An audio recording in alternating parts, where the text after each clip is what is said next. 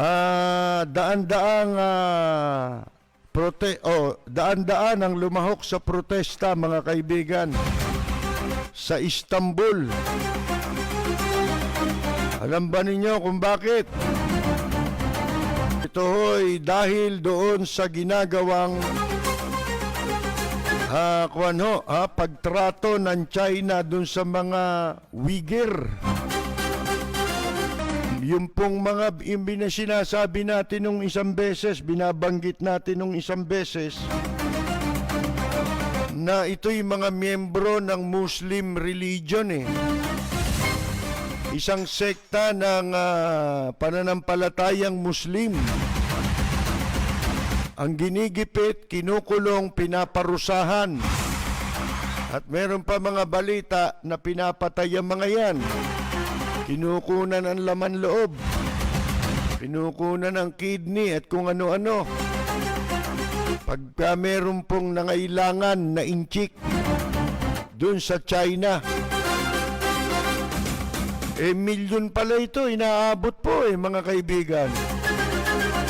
At yung lugar na kinaroroonan nila na sakop ng China, mistulang yung gustong gawin dito, unti-unti nang ginagawa dito sa Pilipinas, na nire-restrict ang pagkilos ng mga mamamayan para kontrolin na ang mamamayan,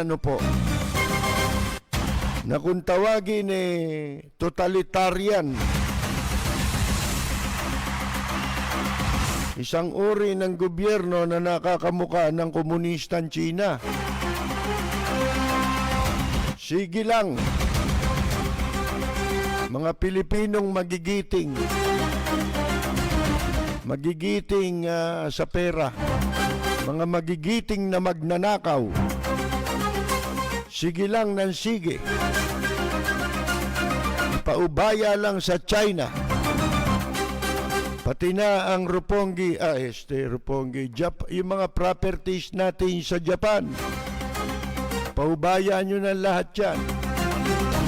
At isang araw magigising kayo, yung buong paligid ng komunidad nyo may kamera. Binabantayan na kayong lahat. Wala na kayong privacy. Hindi lang kalayaan na mawawala sa inyo, kundi pati privacy ninyo. Ang masaklap nito, nakikinabang sa lahat ng ito ay mga inchik, Bentahan dito, sino bibili? Di siyempre, inchik. Ito po mga kaibigan, daan-daan ang protesta, lumabas sa karsada sa Istanbul. Ngayong araw ito, para iprotesta yung pagtrato ng China doon sa mga Muslim anong tawag dito? Sa Uyghur. Di ko alam paano bibigkasin ito. Uyghur. Sa Xinjiang. Ito yung binabanggit natin minsan, isang lugar na sakop ng China o sa China, teritoryo ng China, na merong ang mga naninirahan dyan, mga Muslim, Uyghur kung tawagin. Isang klase ito ng Muslim religion. Ang mga tao dyan yan. Kaya ngayon, nagpo-protesta po ang kanilang mga pamilya, mga 500 daw, umabot itong mga nagprotestang ito sa Bayezid Square. May dala-dala sila mga litrato ng mga nawawala nilang pamilya. Na nakasulat sa kanilang mga placards ang "Where's my family?" Nasaan ang aking pamilya? "Free my family." Ito'y mga kamag-anak nung nandoon sa Xinjiang. Kasi yung Xinjiang parang ginawang garrison. isang malaking garrison sa China para itong mga itong mga Uyghur na Muslim ay gipitin. Kasi ayaw nila ng religion dyan eh. Mga kaibigan eh, ayaw nila ng nagpa-practice ng religion, kahit Kristyanismo. Pinagbabawal sa komunista yan. Paulit-ulit ko sinasabi sa inyo, bawal sa komunismo ang relihiyon. Sapagkat sa kanila'y lason yan eh. Mga kaibigan, lason ng relihiyon sa kanila. Katulad nito, alam nyo ba dyan, nire-restrict para mahigit sa milyon na miyembro nitong Muslim sect na ito, na Uyghur, mga kaibigan, ang kinokontrol. Bawat galaw nila, merong kamerang nakatutok. Pinakamaraming kamera siguro dyan. Sa lugar na yan, sa Xinjiang, mga kaibigan. At eto sinasabi nananawagan po itong mga nagprotesta na tapusin na ang crackdown. Tawag nila crackdown eh. Sa China, mga kaibigan, na merong mahigit sa 1 milyong Uyghur. At iba pang Muslim Turkic speaking. May lingwaheng ganito, Turkic. Speaking residents are believed to be held in camps. Isang kampo ito. Ginawang kampo ng garrison nga eh. Kumbaga, ginawang kampo yung isang malaking lugar na yan sa China. Meron mga dyan, kulungan. Pinatatakbo ng China ang mahigit sa 100 o hundreds, daan-daang detention center dyan sa Xinjiang. Across a network that is much bigger than previously thought. Mas malaki kaysa sa dati ay inaakala ng iba na mga detention center. Ayon sa isinagawang research o pag-aaral na inilabas noong 1 buwan ng Australian Strategic Policy Institute o think tank, ASPI think tank.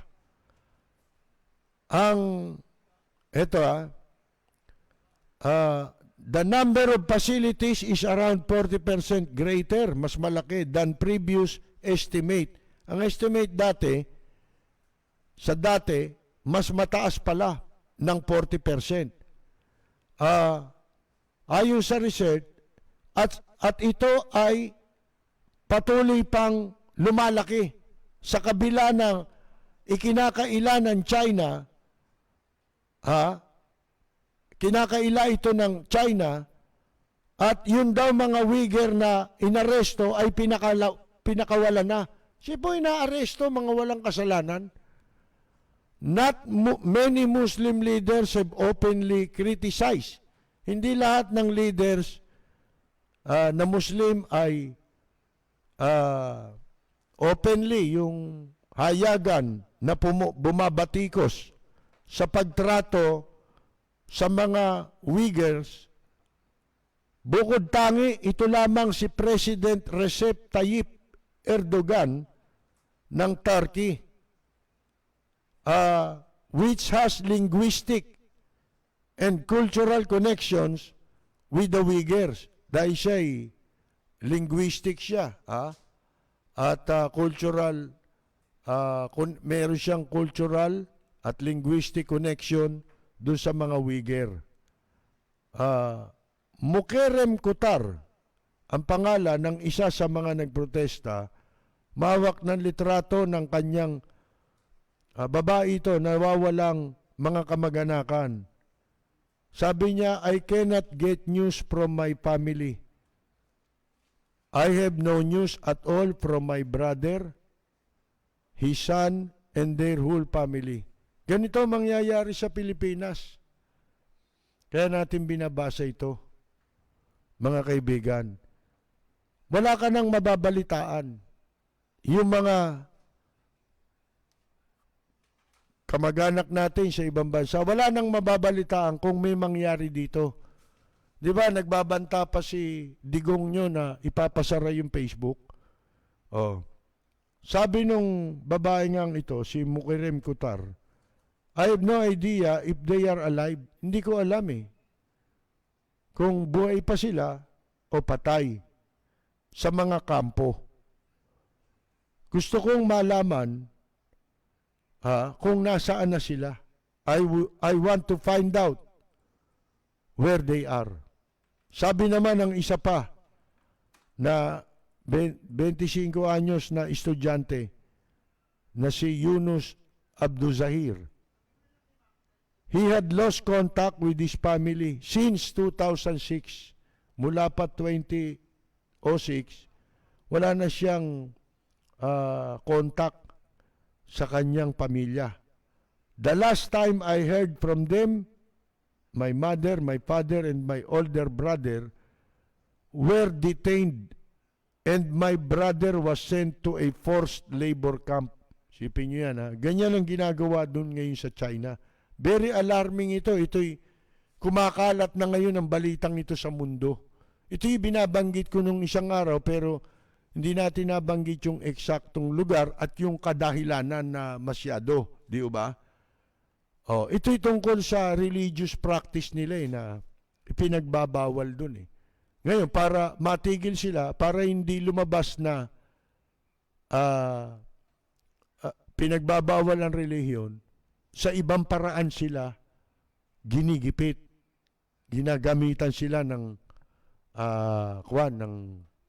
ibang paraan. Kinukulong, pinagtatrabaho, at ang palagay, marami na ang patay.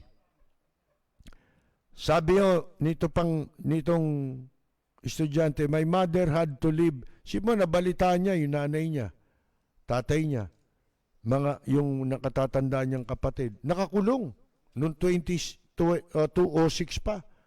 At yung isa niyang kapatid, pinagtatrabaho, forced labor sa kampo. My mother had to leave her 2-year-old kid and had to live in a different city. Iniwan pa yung isa nilang kapatid na 2 taong gulang lang at doon na nanirahan sa ibang lungsod. I don't know where she is. She had a 2-year-old she had to look after.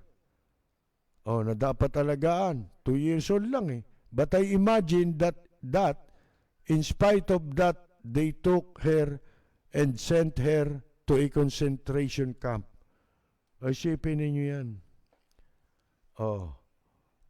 Mga kaibigan, yan ang isa sa mga posibleng pwedeng sapitin ng mga Pilipino sa hindi malayong panahon. Nakikita naman natin, pero kung patuloy ang pagbaliwala, kisihoda na, no? At least tayo, katulad nung Roppongi o Tokyo Properties natin, may maipagmamalaki tayo sa ganang aking sarili. Dahil merong pagkakataon, inilaban natin yan. Hindi para sa aming sarili lang, kundi para sa bansa natin. Diba? Tapos na kami doon. At hindi na pinakikinggan ito. Kung ganito lamang, kailangan nating kumilos ng mga Pilipino laban sa China. At itong bentahan na to sigurado, ito'y pabor sa China na makikinabang, maaagaw ang ating kayamanang yan. Na nagsisilbing dangal nating mga Pilipino. Ha? Yan po, aagawin sa atin yan. Ibebenta pagkakapirahan nila, ipaglilingkod nila sa ibang bansa. Sipin ninyo, mga kaibigan. Beno. Walang preno kung bumatikos. Malalim at makatwirang komentaryo. Mag-ingat ang mga politikong gumagawa ng kalokohan at baka kayo ay tamaan ng Rapid Fire! Sabi ko nga sa inyo di ba ang pinagkakakitaan ng gobyerno natin OFW? Ha? Pinakamalaki yan. Naambag sa ekonomiya natin. Diyan, kaya lang tayo may tinatawag na ekonomiya dahil sa OFW. Yan ang ating ipinadadala, ine-export. Tao, ine-export natin. Yung iba, produkto Tayo, ang produkto natin, tao. Sipin mo. Sana, kung pwede lang ma-export ang magnanakaw, mas lalong lalakas ang ekonomiya natin Kung yung mga magnanakaw sa gobyerno, kahit sa pribado, na-export ang magnanakaw, alisin na natin yung OFW, sila magiging OFW, mas mayaman tayo. Bakit? Mas maraming magnanakaw dito mga kaibigan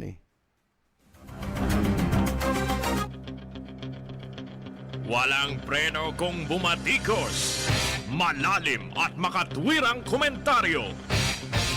Mag-ingat ang mga politikong gumagawa ng kalokohan at baka kayo ay tamaan ng Rapid Fire! Bakit sa malimit na pagkakataon, tinututulan natin ang ginagawang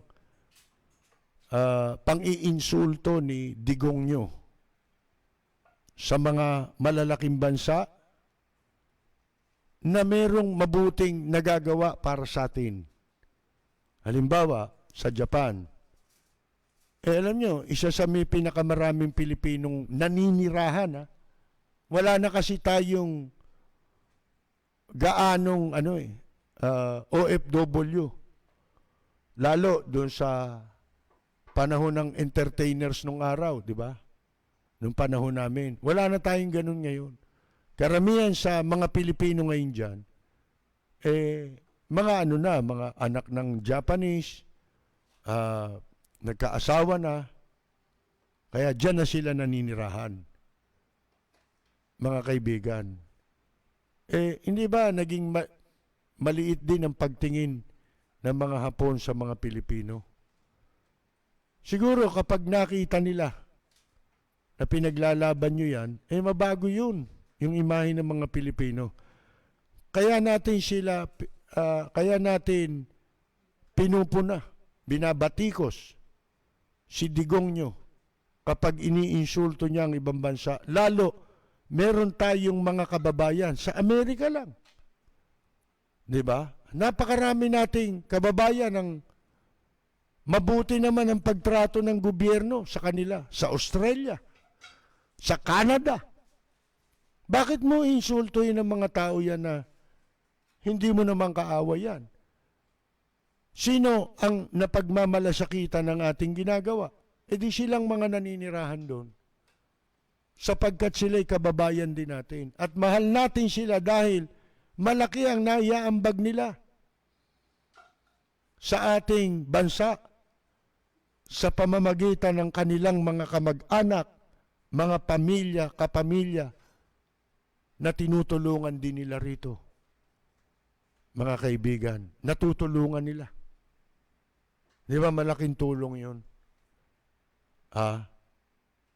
Sipin mo, kaya nga ngayon, nagkakaroon na tayo ng mga public officials sa Japan, sa United Kingdom, mga elected officials. Isipin mo yan. Hindi lang basta appointed. Merong mga elected officials ng Pilipino. Tayong mga kababayan sa iba't ibang malalaking bansa. Sipin ninyo yan. Hindi ho ba? Dati nagsimulang pumunta ang mga Pilipino sa Amerika, sa Hawaii. Mga magsasaka. Hindi ba? Meron na tayong mga maipagmamalaking Pilipino na nagdala ng karangalan sa atin bilang mga singer at iba't ibang larangan. Tulad ni Pacquiao, pero dito nakatira si Pacquiao. Di ba? Kilalang kilala na ang Pilipinas. Wawasakin lang ng isang tao, ng kapritsyo ng iisang tao. Bakit natin hahayaan yun? Bakit natin kukonsintihin yun? Mga kaibigan, baliwala na maging Pilipino. Di ho ba? Walang preno kung bumatikos. Malalim at makatwirang komentaryo. Mag-ingat ang mga politikong gumagawa ng kalokohan at baka kayo ay tamaan ng Lapid Fire! Medyo, ito nga pala, dahil magtatapos na tayo. Pasensya kung hindi muna tayo nakakabati. Alam nyo, busy-busy kami. Dahil naayos natin yung mga listahan na mga nagte-text sa atin, tsaka yung mga naayos natin yung dapat nating gawin para dito sa sharing. Tawagin natin sharing para sa mga na-dislocate na working musician na pinaniniwala nating tatagal pa ito. Diba?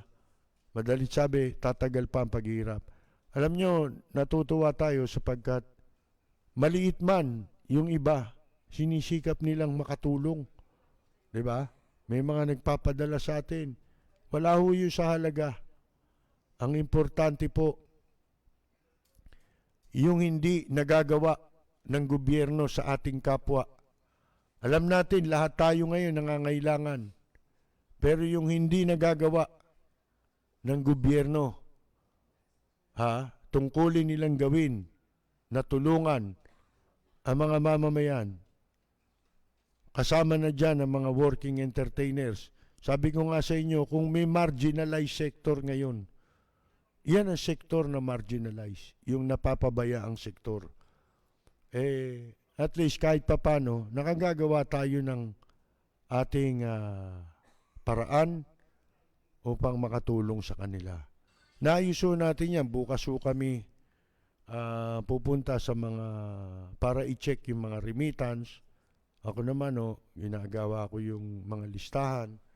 Isipin nyo, sakit na ng mata ko, kababasa ng mga text Yung mga recipients at saka yung mga donors. Nagpapasalamat ho tayo sa kanan natin babanggitin yung gustong magpabanggit at yung ayaw nilang mabanggit ang kanilang mga pangalan. Hindi ko na isa-isahin tropa ang Lapid Fire. Alam nyo na kung sino yung mga tropa ang Lapid. Lahat naman kayo, tropa ang Lapid Fire Pero meron kaming group na tropang Lapid Fire. At darating siguro araw, loobin, lahat tayo. Tropang Lapid Fire na.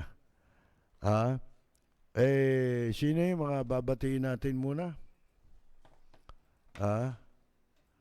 Yung mga yung mga magpapadala pala yan, makikita po ninyo ang pangalan. Ayan, nakikita ho ninyo sa kwan. Yung nais makibahagi sa ating sharing para sa mga nawala ng hanap buhay ng mga working entertainers na isa ho sa mga nagdurusa ngayon, mga kaibigan. Sa haba ng sarado ang mga venue, wala ho silang pwedeng puntahan ngayon. Mula nung magkaroon tayo ng lockdown, wala na po. At ito'y na-extend hanggang October 31, di ba? Ngayon, binabati natin si Noli Jacinto, si Pedro Penduco, si Sierra Charlie de Guzman, si Benigno Zamora ng Kensington, London, Luz Bimin Romana, Magdalena Ribas, Noel Lee ng Bacolod, Salvador Casenas, Eric Partosa, Edwin Angara from Perth, Australia, Delia Relato ng Singapore, Baste Sebastian D. Michel, Paulman Punsal ng Dubai, June de Los Angeles, Elizabeth Sara Marino, Alan Lumbera Saus, Mirna Guillermo ng Chicago,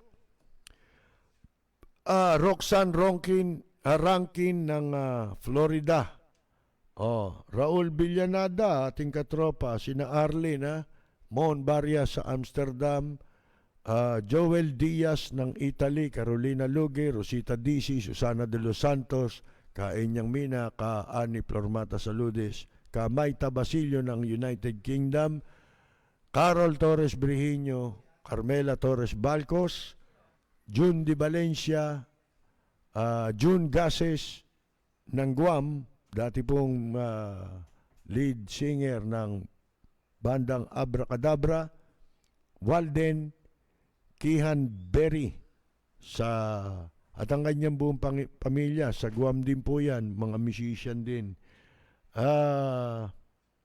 Si Concepcion Ison Chulbo, si Ledge Chulbo, pakibati mo na lang ako. Cyril Belen, Norberto Trias, Nes Carandang, Rogie Tortal Aquino ng wala raw tayo audio? Nawalan ba tayong audio kanina? Sabi ni Rogie sa Cebu. Mayumi Guerrero, Cindy Fuentes, Ana Lisa, Al Hernandez ng Vallejo, California, Jermaine Isidro Aguila, Joven Aquino, Jenna D,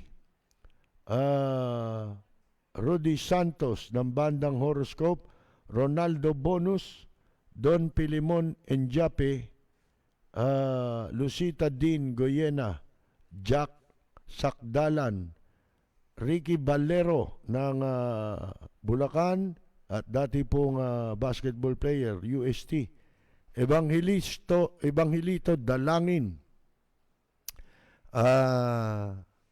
Robert Yap, Lourdes Sigua, Amir Nabiula Akim ng Novaliches, Gerardo Balbuena, Chris Ligon, Carmelita Oliva, Napoleon Gasga Poliero, Nancy Herrera, Kelmi Ke, Elsa Morales, si Elsa Cerillo Joneda.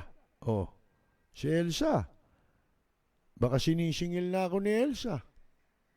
Hindi pa naman ako nadidelay ngayon. Di ba? Malapit-lapit na. Baka nagpapaalala si Elsa. Nagpapagunita. Ayan, ha? Si Mike. Wafer Romeo, Lito Pulintan, Loida Haruda, Evangeline Escarda, Alvin Samson ng London, Junior Dal, Ricardo Macapagal, Odessa Seba, De Leon, Luz Bimin Romana, Dante Sino, Raydon Gerbulingo, Olga MC, Tomo Dachi E. Walter, Ricky Sabong King Noques ng Las Vegas, Nevada, Virgilio Abibas, Louis Reyes Panganiban, Rodel Etorma, Calaguas Tolentino Eduardo, Mateo Nova, Celso Paglingayen Aguilar,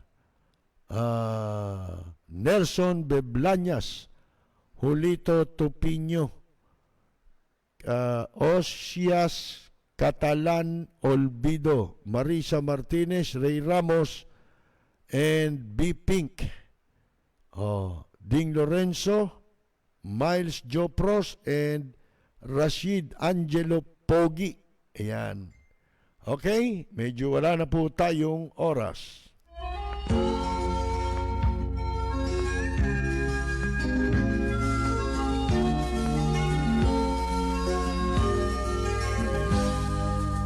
bayan ko ay isa ang lahi. Dito'y wala ang pagkukunwari. Hindi padagay, sadyang kilala sa daigdig. May pagkakaisa sa bawat nais. Magandang yumaga! Boy! Finger! Ay ng buong ganap sa bayan mo, sumapit ng yaong wakas. Dito sa bayan ko, lahat kami pantay-pantay. Walang nang-aapit, ang pag-ibig ay tunay.